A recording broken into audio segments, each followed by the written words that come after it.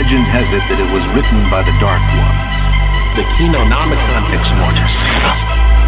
Roughly translated, Good movie. of the dead.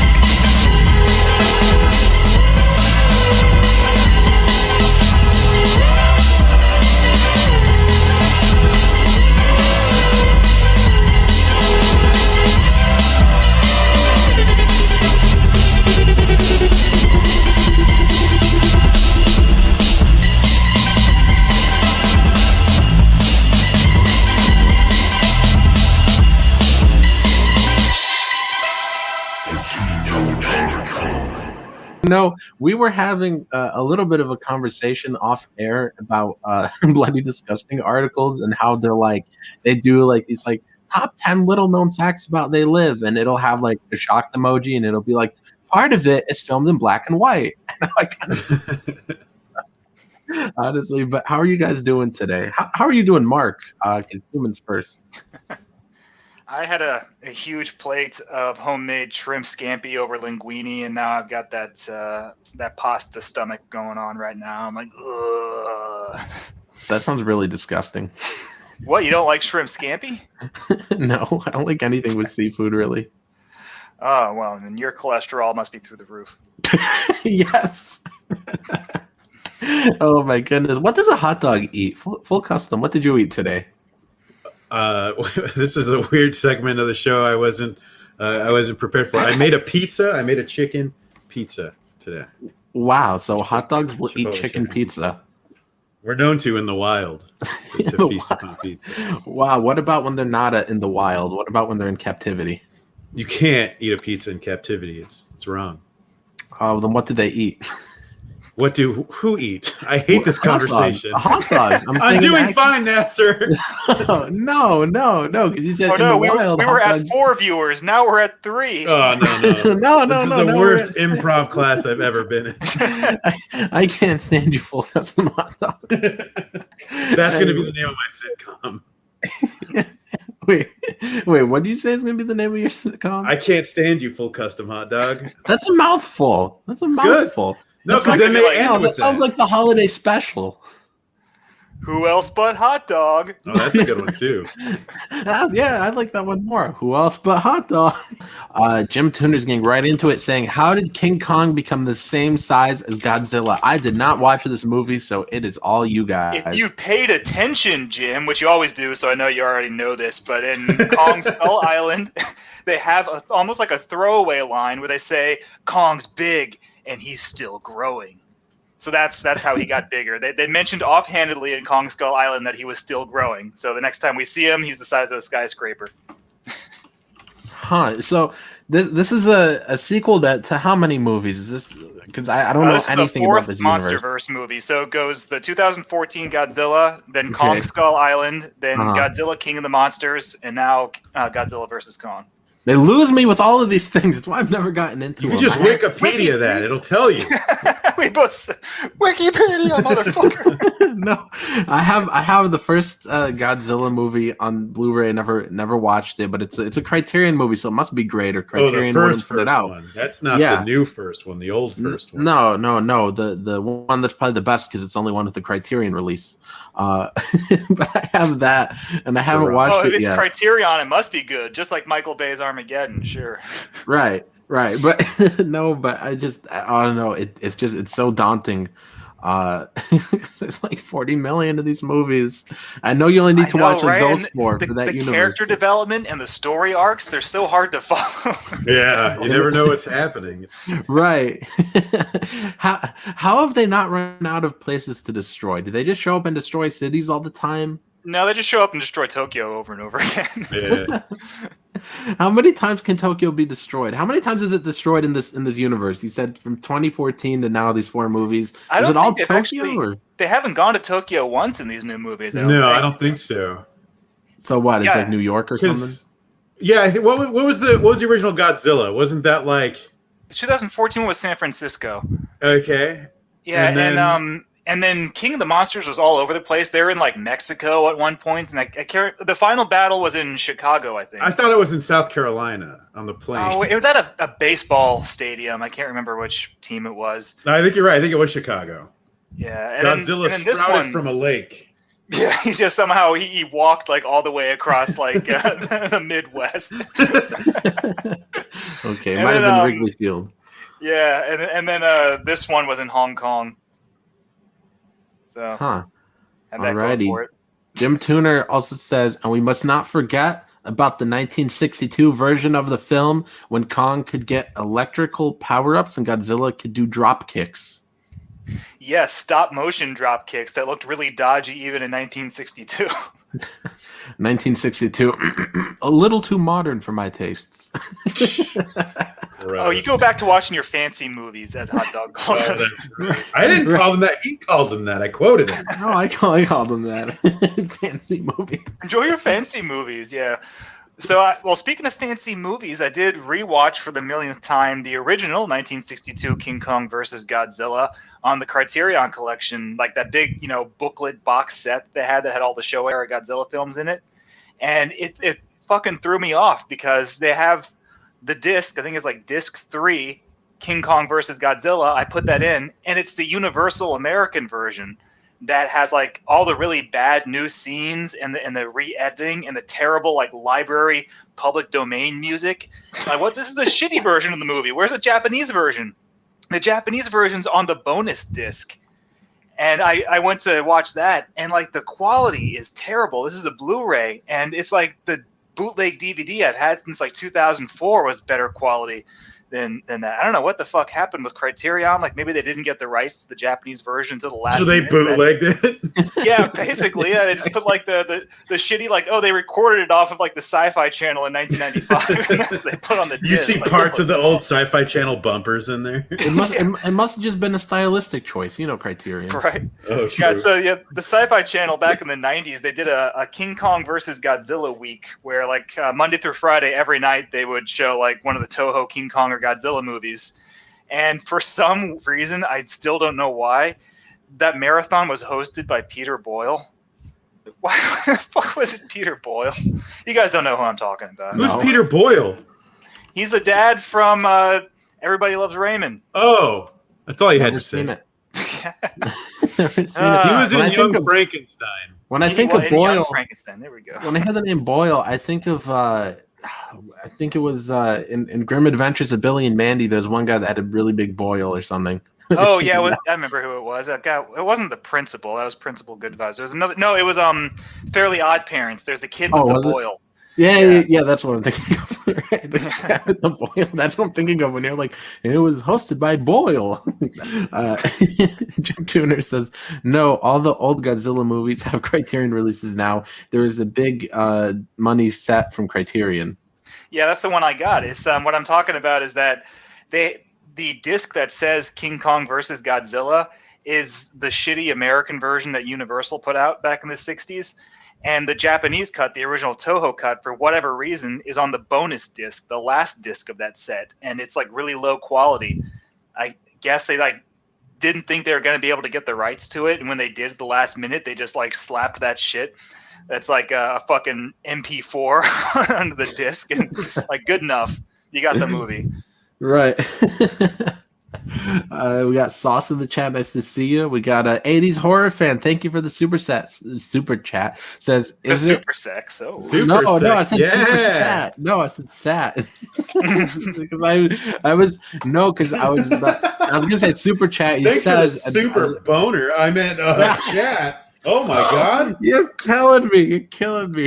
You're killing me, hot dog. That could be a catchphrase on your sitcom. But he says, is it just me or Nasser could have played Millie Bobby Brown's friend in this movie? Relax, it's a joke. That's what happens when you don't audition. You miss opportunities. Well, I haven't even seen the movie, so I don't know. So there are two human subplots in Godzilla versus Kong, and they never intersect at all. It's actually really funny. So there are the humans who go and have to like get Kong and get him to go to Hong Kong to fight Godzilla, and they're on a mission to go get Kong.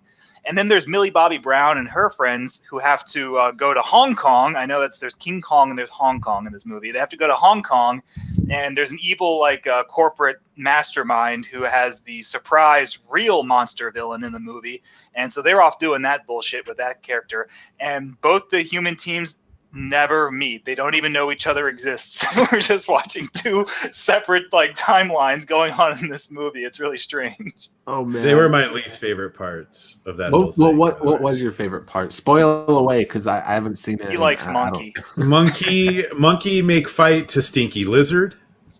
Each Okay. time was good time. So there are 3 rounds between Godzilla and Oh, Kong there in the are, movie. huh? There are exactly 3 rounds, and so there is a winner at the end of the movie. Now, technically, they both win because they both get what they want, but the fight has a winner and a loser, which I appreciate. It's kind of like Freddy versus Jason had a winner and a loser. That's what I always figure about these team up movie or not team up movies, but I mean like this guy versus this guy. It's like it's just gonna be a tie. That's what I thought too.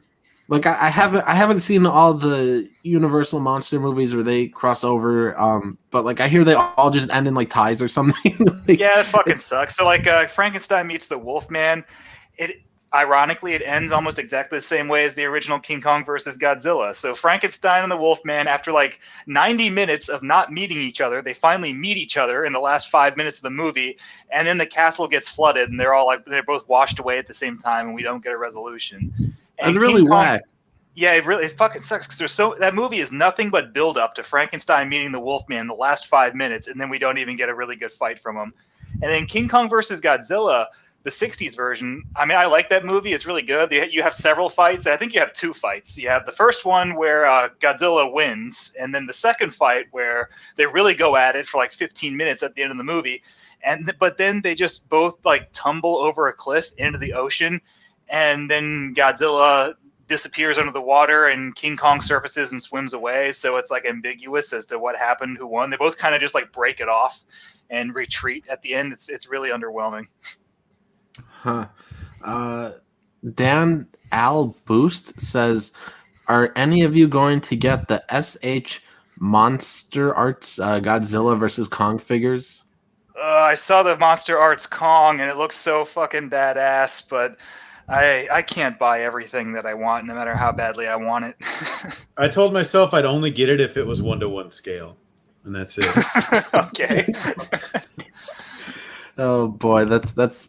I expect no less from you, hot dog. I want the real deal. So with the MonsterVerse movies, it's 4 movies in at this point, and I've liked every movie they've done, but they've gotten better with each installment. Like the first Godzilla, I remember really digging it when I saw it in the theater, and then when I watched it again on Blu-ray when it came out, I was like, oh fuck, I forgot that this movie takes exactly 1 hour to get to Godzilla. Oh my god. And it's still good. I mean, it's still got lots of action. It has the monsters called Mutos who fill in the time when you're waiting for Godzilla. But it is like a fucking 1 hour slog to get to Godzilla in a movie titled Godzilla. And they got better. Kong Skull Island is like the best King Kong movie outside of the original from the 30s. It's fucking awesome. It's really my favorite from the MonsterVerse so far. It's really good. I like that it's a King Kong story, but it's not the classic King Kong story. They just tell a completely new plot that has King Kong in it. And thank God, because I don't need to see that fucking story retold again. Ever. Well, Skull Island is such a fun environment. And Jordan Vogt, the director, makes such good use out of that environment with all these weird surprises and creatures and stuff. I really couldn't get enough of that movie. I thought it was so fun. The world building in their Skull Island, which I don't want to do spoilers. I guess there's going to be spoilers for Godzilla versus Kong in this stream that we're talking about, but I don't like that they destroyed Skull Island in this movie. I wanted to see more of it.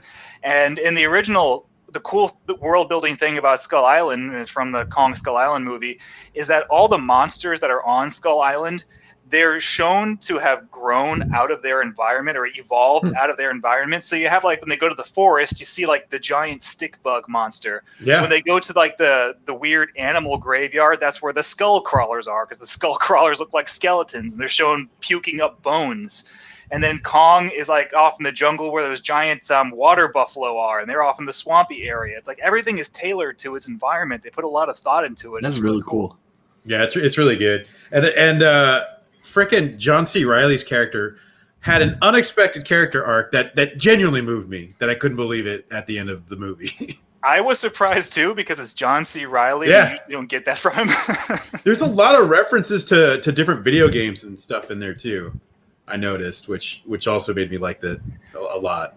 Yeah, and there's a reference to them, which I didn't expect. There's a part where you hear like a weird whistling noise, like off in the distance, and John C. Reilly's like, "I know you think those are birds, but they're ants."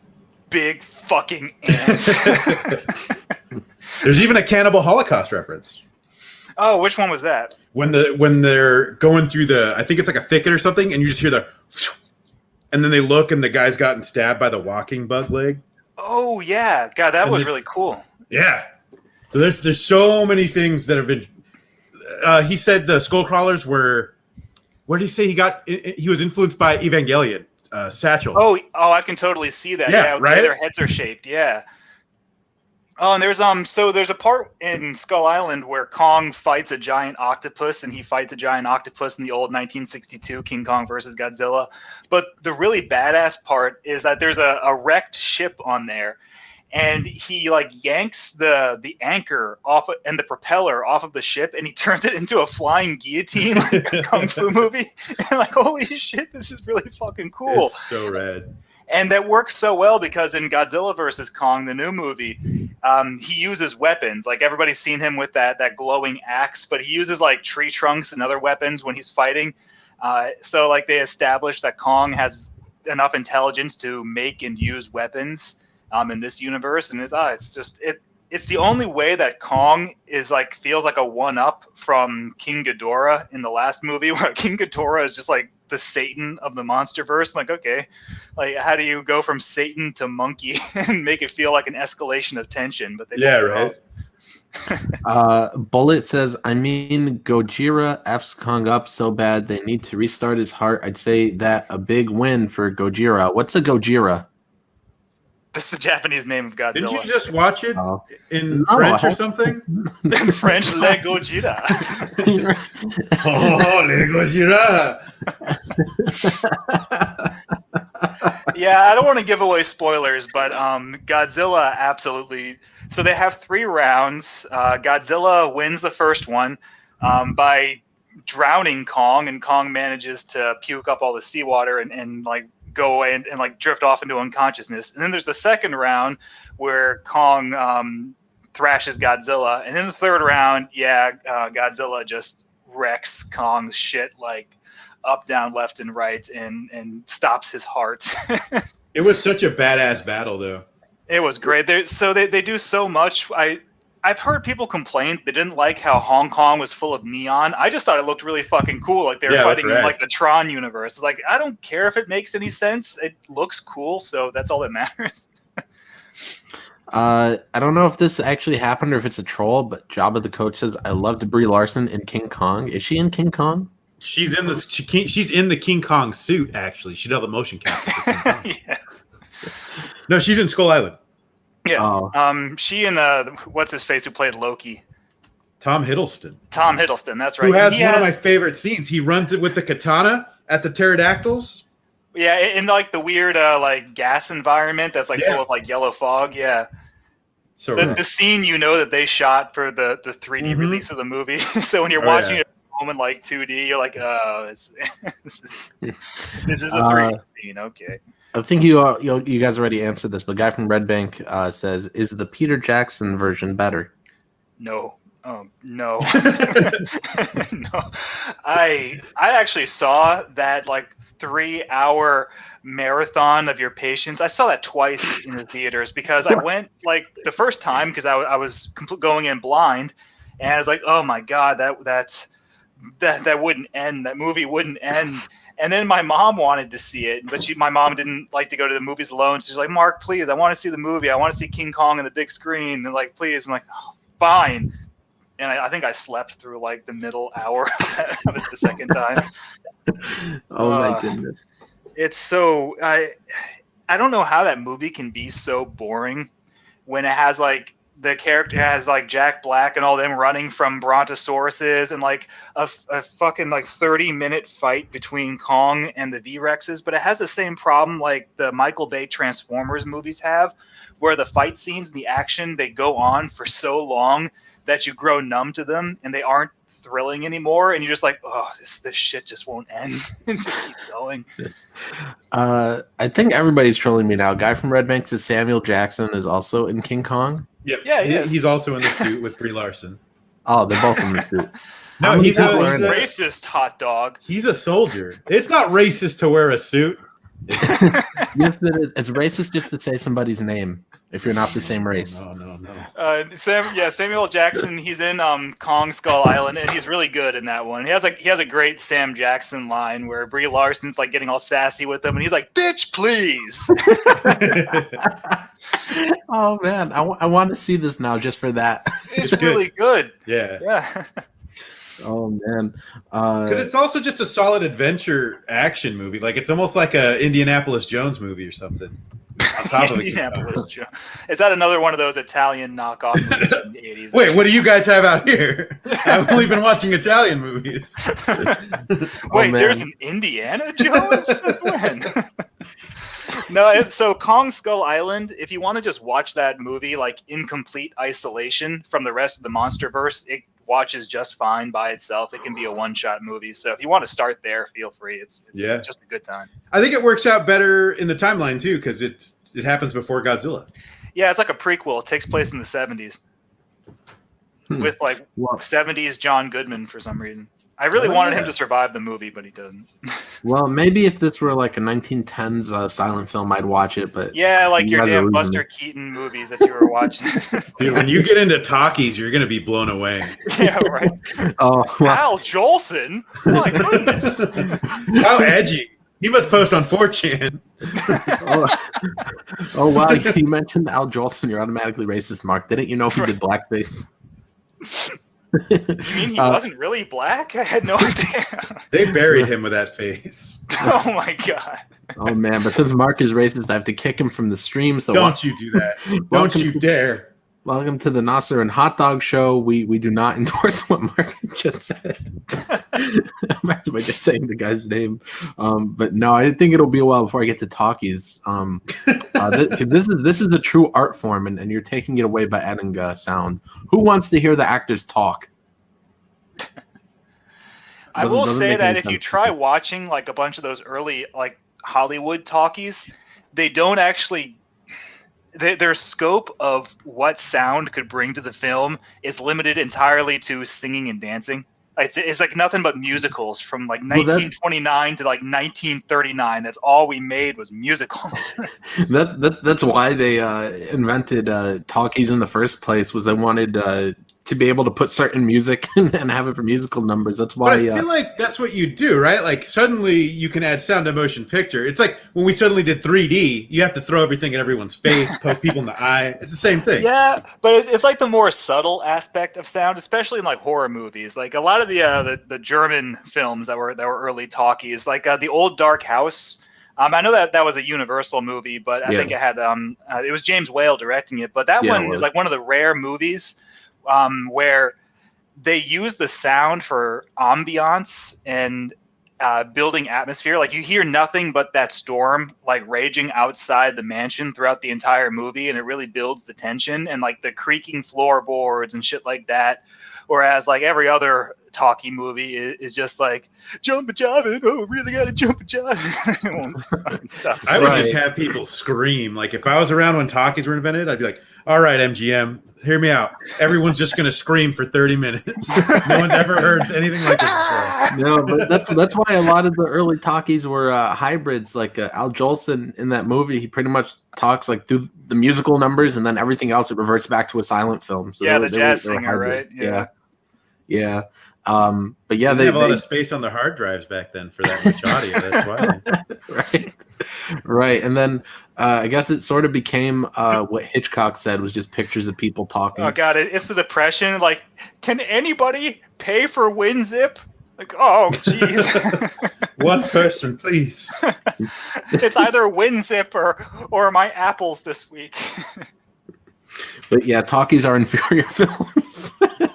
Jesus Christ. Oh, A lot of edgelording happening today. I'm just joking.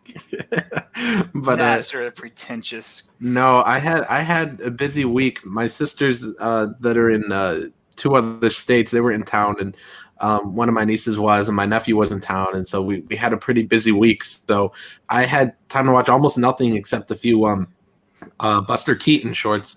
And please tell me you made like your 8-year-old nephews and nieces watch those like silent Buster Keaton films with you. Like, no, like, Nasser, do we really have to watch this? Like, sit down and shut up. This is art.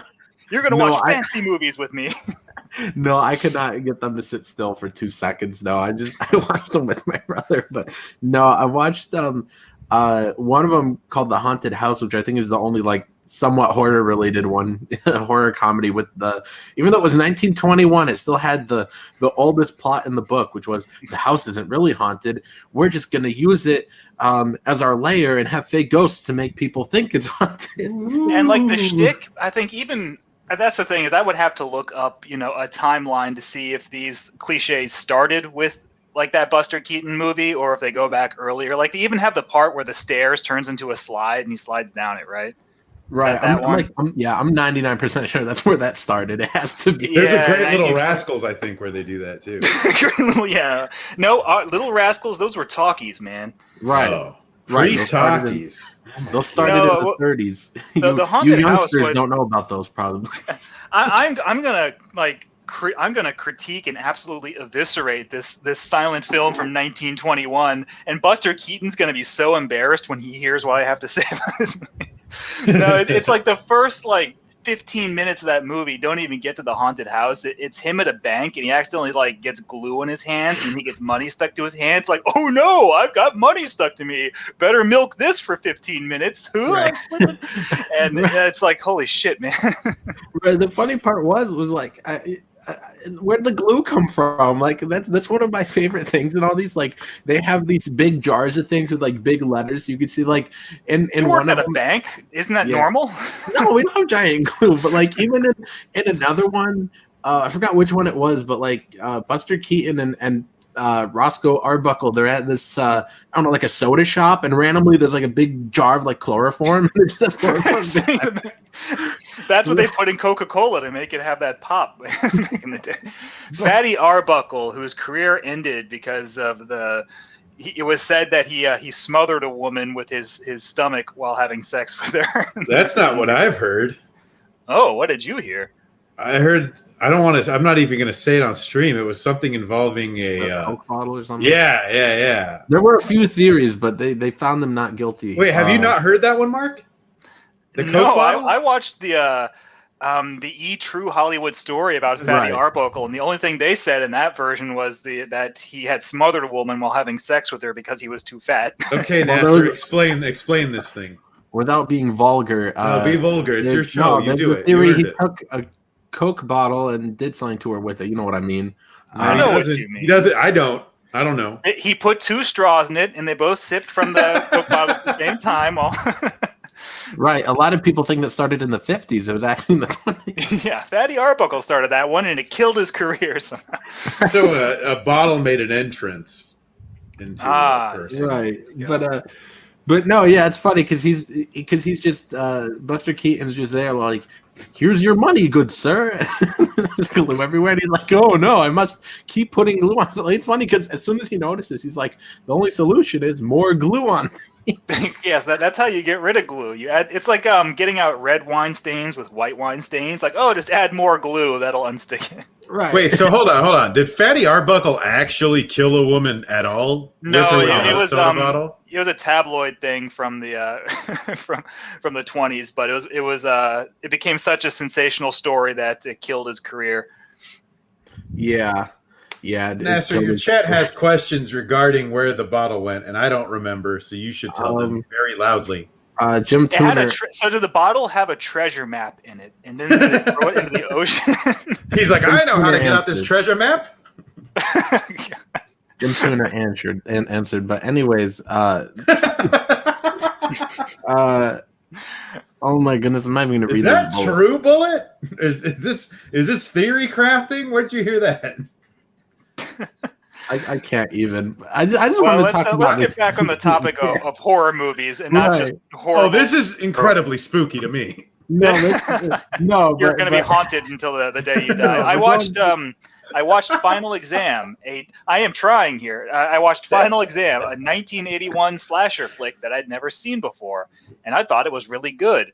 But it also was like the most zero effort slasher film I've ever seen in my life. It's so you know how Black Christmas, the whole thing about Black Christmas is you don't know who the killer is. It's just that crazy guy they call Billy. You never see his face. You only see his eyeball, and you don't know where he came from or why he's killing these people. They tried to do that with Final Exam, and it is just a dude with long hair who shows up at a college campus, starts killing everybody until he gets knocked off like a staircase and dies. And he doesn't have a name. He doesn't have a motivation. He doesn't have an origin. He doesn't have anything. He's just a dude who just rolls up on campus and kills everybody for no reason. I both love that and hate that. It's the laziest shit, but it actually made for a really decent movie. It doesn't have much gore, and they did that on purpose. It's not like it was censored like Friday the 13th Part 7. They deliberately filmed it with as little gore as possible because they were trying to make a slasher film for the whole family. It was really sweet. So like the violence is all there. It's just that it either happens in the dark, like Texas Chainsaw Massacre, where like everybody's getting eviscerated, but you don't see it because it's so dark, or like the camera just is like just off frame. So Friday the 13th Part 4, the final chapter, completely ripped off its ending from Final Exam, and at least part of its title apparently. So at the end, like you think the killer's dead, and the girl's walking by, and the killer springs to life and grabs her, and then like she takes the knife and she just goes to town on him with the knife, like screaming and hacking over and over and over and over and over again, and that's how the movie ends. Final Exam ends that way, just like Friday the 13th Part 4. Good to know. But yeah, the killer just being somebody random with no origin. I don't know. That's it works sometimes. It really works in Black Christmas, but it's tough to nail down. There's like certain elements you got to get right. Well, it's not every movie can do that. I think the fact that there's only a couple of movies ballsy enough to just be that lazy that I kind of respect. So like there's Black Christmas, there's Final Exam, and is there any other slasher movie where it's just like a completely unknown killer who just shows up, kills everybody, and dies? And you have no idea? I mean, Stage Fright kind of is the escape mental patient. Yeah, I guess the old reliable escape mental patient, but he doesn't have the same like backstory. Like Michael Myers is the escape mental patient, but he's got a whole backstory and a whole origin going for him. Anyways, tell me something else you've been watching, man. I watched Cthulhu Mansion. Ooh. Yeah. I've been to recommend. What's the verdict? I liked it. I'm afraid to tell you to watch anything, Nasser. You know that, buddy. Well, I already bought it. It's Vinegar Syndrome. Isn't that fancy enough for you? Yeah. Well, I mean, it has Cthulhu in the name, and H.P. Lovecraft. It's not Lovecraft related at all. One of the best writers in the history of literature. So in fact, this cover has more to do with the movie than anything in the movie. It has more to do with Cthulhu. All right, don't spoil it for us, but no. So in 1986, they just decided to slap the name Cthulhu on the title for like the pure branding power of Cthulhu. Like that'll get butts in seats, Cthulhu. I mean, I'm guessing it's also a very cool word. I guess it is, but what's it about then? If you're saying it has nothing to do with Cthulhu. Some bad fellows break into they kidnap a magician and they hide in his house, and the magician's like, "You guys should leave," and they're like, "No way, we're all not nice 80s, early 90s boys," and shit starts to hit the fan, and the house gets, as we say in the horror business, shit gets buck wild. I don't think anyone says that, but all right, so it's always saying that. So it's cool. It does a thing I like in horror and haunted house movies where there's like weird creatures for no reason. I love that, and I love that. Type of shit. Like Poltergeist and House 1 and 2. Yeah. Did you ever? Nasser probably never played the video game, but maybe Mark did. The Haunting starring Poltergeist on Sega Genesis. I rented that from a Blockbusters, and I remember thinking it was really fun because it was such a weird game where you're the ghost poltergeist, and you Yeah. have to like set like Beetlejuice style scare booby traps. You possess things, and then you have to try and scare the family out of the house. But you can only do like one gag once, and it like takes away from your ectoplasm meter or something. It was weird. You had to be really good at being spooky because you would scare them to get you more ectoplasm. Anyways, this movie kind of reminded me of that because there would be one of my favorite. I don't know if I should ruin what type of ghost this is, but it possesses an object, and I was like, oh my god, this totally reminds me of Poltergeist. How cool! So there's some of that in here, which I really like. Right. Well, so that's going to be on my. Oh, That'll be my next purchase. I'm going to get that. I'm going to get that shot on video creep show that Scary Tales or whatever it's called. Scary Tales. So the monsters must be like unlike anything we've ever seen before on Earth, right?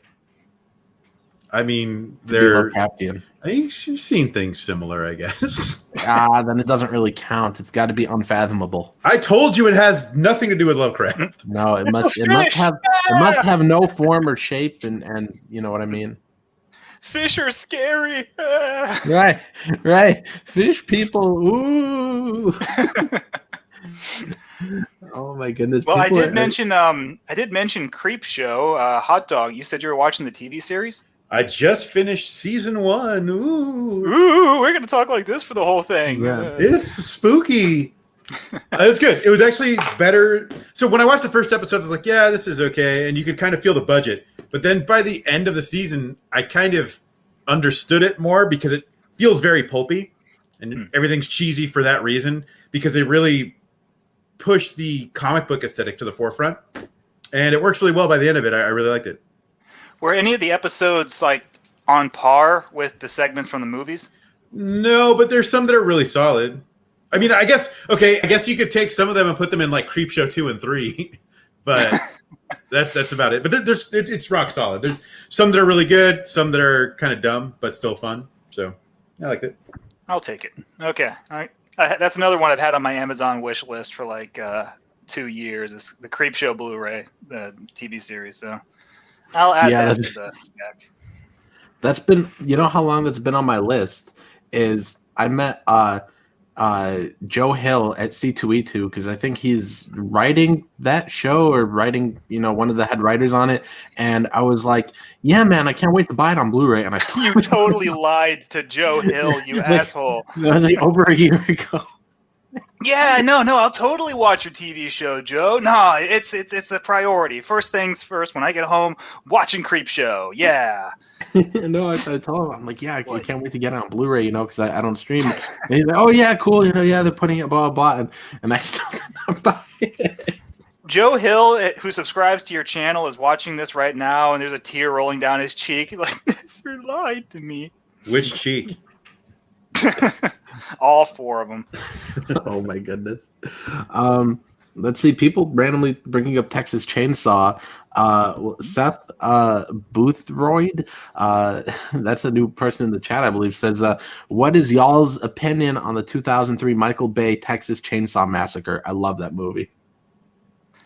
I liked that one. I haven't watched it in like a decade, but I remember really enjoying it.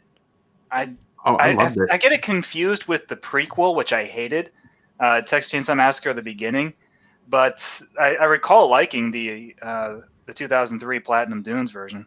I've been wanting to revisit it. I recorded my review of Texas Chainsaw 3, and I got so excited talking about it. I was like, I'm going to buy all the Texas Chainsaws this week. So I'm probably going to pick it up at some point in marathon. Let's see. Matt 6 says, didn't Texas Chainsaw Massacre 2 have a crazy chainsaw fight? Yes, it did. Yes. That's like awesome Dennis Hopper. Yeah, the entire last act of that movie is just insane. It's almost like a proto House of a Thousand Corpses, where it's like, we're gonna go into this weird Alice in Wonderland subterranean hell labyrinth, and it's gonna be full of skeletons and chainsaws. Right, I never even made the connection between those two till now. Yeah. Terry Dactyl says, are you guys a fan of Stalker? I love that movie. Never heard of it. Never heard of her. I've He's your been least waiting favorite director. for a Tarkovsky box set so I can finally watch that movie. I'm like Nasser on that, where I don't want to stream that movie. I want to own all of his movies and watch them. I don't know. I mean, anything made after like 1929, 1930, like that's about my cutoff. I don't know. Okay. Joke, guys. It's a joke. Yeah, Matt Six says new Creep Show on Amazon isn't too bad. Yeah. Okay. Okay. Well, that ringing endorsement sold me. Right. Jim Tuner says the monsters were as unfathomable as Rawhead Rex was. What's that? Rawhead Rex is awesome. That's what that is. That's so it's an '80s horror flick that's based off a Clive Barker short story. It's actually plot wise, it's a pretty good adaptation of the Clive Barker story. Is it really? Yeah, it follows pretty much everything from the story. Like even the really obtuse stuff, like women on their periods being safe from Rawhead Rex because he's some sort of like crazy pagan deity thing. But execution wise, it is such a schlocky rubber monster suits horror movie. It's still really entertaining, even if it looks cheap as fuck. I've always liked that movie. I've probably watched it 3 or 4 times. I need to pick up the Vestron Blu-ray that came out. It's a steelbook I think Kino. Kino. Okay, yeah. Who is it? Kino Lorber? Hey, Yeah, and Master, right up your alley. Right. The Steelbook has an extra interview that wasn't on the release. They did like 6 months prior or something. Fucking made me so mad, dude. Jim Tuner says lying to Joe Hill, and Nasser wonders why his career as a writer has not taken off. Ooh. Joe Hill is holding you back. Joe Hill's just like, nah. This Nasser guy, he told me he was going to watch Creep Show and he didn't. Don't publish his book. Don't even talk to him. Oh boy. Let's see. Seth Boothroyd. That's such a fun name. Say, guys, Boothroyd. Boothroyd. I've seen him in chats. I know Seth Boothroyd. Says it's sad that modern game developers understand the horror genre better than modern filmmakers. I don't really play games, so do you guys know what he's talking about? I think compared to the majority of modern filmmakers, absolutely, because video games are scary because they have atmosphere. So if you're doing like a Resident Evil game or a Silent Hill game or something, the way you spook the player is by building up tension and eeriness, and then having the crazy monster or whatever the fuck happens. Whereas I don't know, they don't really seem to be doing that in the movies themselves much lately. You also get more invested into being in the video game. That's you. Yeah. So you're running around. So definitely, I can't play horror games really. I try, and my anxiety shoots way up. So I have to stop, or else I'll probably die. I did buy the Call of Cthulhu video game like 2 years ago, and I never played it. You wouldn't like it. It's too scary. No, I bought it, and I'm like, I'm totally gonna play this, and I don't play video games, so there's never been a time where I'm just like, all right, now time to play the video game. Like it's something I never do. Well, it was a long time ago. It was the GameCube era, but one of the goodest and most funnest horror video games I ever played was Eternal Darkness, because that was the one that really fucked with you. It kept breaking the fourth wall. So Eternal Darkness, it's like a Resident Evil style survival horror game, but you have a sanity meter, and if you if instead of taking damage, like instead you lose sanity if the monsters like get too close to you or mess with you too much, and when you start to lose sanity, the game starts to glitch out and get really surreal. So it's almost more fun to play when you have a low sanity on there, but it breaks the fourth wall, so it'll do things like give you a disk read error. And like, and saying like erasing game save data, and you're like, no, and it'll just start fucking with you like that. It's not actually doing it; it's just making you think that that your entire game in progress is being like deleted. It was really crazy, or like the picture would invert and be like upside down and shit like that. It was a really fun horror game. Seth Boothroyd says, I really want a good high budget horror film again. Yeah, I want one that's like. That they're not going to have like 30 billion cooks in the oven, which is what happens typically when they, have a higher budget. Yeah, because they want to maximize their profits. I'm of the opinion that horror movies should never have like a $500 million budget, because you always end up with all the producers trying to make the most marketable and cost effective, or like high return film possible, so you end up with something really bland and boring and shitty. That, Right, like Halloween 2018. yeah. Oh yeah, there's your high budget horror movie, right? Right. Yeah, I'm like, I don't know. I just think that they're all gonna turn out like that, like how they're saying they're gonna make another Texas Chainsaw, and it's the sequel to the original, and like, I No, think it's oh, go on. that's what Universal's problem has been with their their dark universe or all their reboots of their classic Universal monster movies. Is that the Mummy, Van Helsing, Dracula Unbound, like those are all like really super high budget, expensive horror movies. They're more like action movies, and they all fucking sucked, every single one of them, because that's exactly what they were. They were just really bland and boring, expensive action fantasy movies. Right. Universal keeps like getting cold feet. Like they hired Guillermo del Toro to do Creature from the Black Lagoon, and he showed up. He rolled into the office with a script where it's just like 2 hours of this lady fucking the fish guy, and they're like, "We're gonna pass on that, Guillermo. Thanks." Then he goes and he wins the fucking like Best Picture award at the Oscars for his fish sex movie. Yeah. Let's see. And Pterodactyl also says, "Are you guys into what's this? Harmony Weird Korine. shit with bottles. We're totally into weird shit with bottles. We're done with that." I've never heard of this. I've never heard of whatever this is. He says Gummo is a fave of mine as well. I've never heard of it. You've heard of You this? should watch Gummo, dude. You'd really like it. I'm just kidding. I remember the box art at Blockbuster Video, but I never watched it. Gummo's pretty fucking weird, but yeah, I What like is Gummo it? a lot too. It's about this town that got fucked up by a tornado and all the weird people that live in it still, and it's very odd. I'll What, send they're, you like, one of my mutated favorite or scenes. something? No, I mean kind of, but not legally. They're Is it just like very the- odd. Is it like Eraserhead odd or like? No, not quite. It's just a bunch of weirdos in the, I love in the Eraserhead. city. I'll send you my favorite scene later on. Weenie, did you watch Eraserhead? Yes. Oh man, I love that movie. Don't you? It's on the Criterion Collection, so it must be good. It Right. has to be a good movie. Right. Criterion wouldn't release it otherwise. Right, that's how I got into David Lynch, because they had that. They released that, and they released Elephant Man and Blue Velvet and Mulholland Drive, and so I picked those up during the Criterion sale they had last year. Love them all masterpieces. They also released like in its own like Criterion as a movie, like Twin Peaks Fire Walk with Me, a movie Oh, I that picked that makes one up. I absolutely haven't seen no it yet. sense by itself. You can't watch that movie isolated from the TV series. It'd be like if Criterion put out like just Transformers the movie on Criterion, which they should because it totally belongs there. Wait, Criterion also released Everybody Loves Raymond. You just said you'd never seen that, Nasser. Well, I mean, I'm still catching up. Did they really release it? No. No. Oh, yeah, I should have known I was being trolled. Got him. Let's see. Seth Boothroyd says we need a modern day equivalent of The Exorcist, not the same movie, but something that shakes up the genre the same way it did. Well, what about the Exorcist remake coming?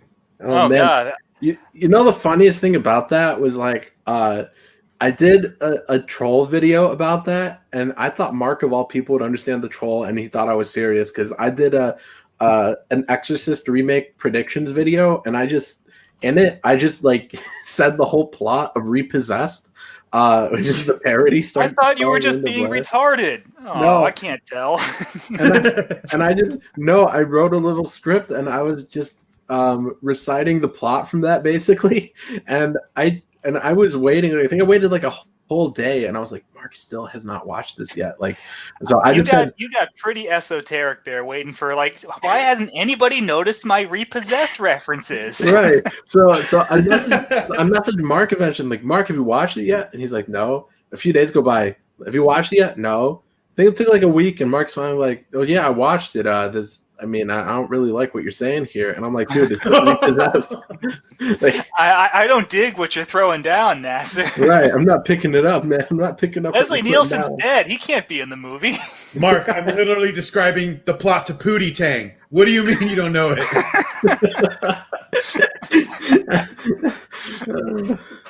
Bullet says once you Bottle Pop, you just can't Oh, stop. Why are you guys so God. interested about this? Bullet cracks me up, dude, all the time. Terry says, what about Larry Clark films? Who's Larry Clark? I've only seen Kids, and that's pretty gnarly. That's a 90s ass movie, isn't it? Yeah. Oh, Terry says, anyone like those Ken Park Bully, Kids, etc.? Kids is pretty damn good, though. Seth Boothroyd says, oh no, they're doing an Exorcist remake, kill me. Yeah, have you ever seen William Friedkin's reaction? And I said, you assholes, you fucking morons. Telling it like it is. I saw the Exorcist prequel, the first try at the Exorcist prequel. I think actually that's the one that I in saw. theater. Yeah, the one that was in theaters in like 2005, and I can't Yeah. remember a single thing about the movie. I think I I just remember remember a hating it. CGI warthog. Like, aren't they're a CGI warthog? Aren't they in like a temple in the Middle East throughout most of the movie? I thought they were in I think this would be Africa. in Africa. I've never seen it, though. Yeah, that's something. I just It's- vaguely yeah. know about it. You know, like Exorcist 2, The Heretic is like a good, bad Exorcist movie. At least it's entertaining because it's so weird and terrible. I But have those that like one, Exorcist didn't see it. prequels are. So the Whoa, good whoa, whoa! Exorcist Did you say the movies are- prequel? The sequels are what? So They're bad? Exorcist 2 is awful. It's hilariously awful. Like But watch Exorcist it as like 3, Exorcist 3 is awesome. It's That was great. legit. it's Yeah. amazing. So, because Exorcist 3 was actually directed by Blatty, so you got that going for you, and it's actually based off. So, Exorcist 2, the movie, is just a bunch of weird bullshit with James Earl Jones, and Exorcist 3 is actually adapted from the novel that was the sequel to The Exorcist. So it's the real sequel to the first movie, and you just pretend Exorcist 2 never happened.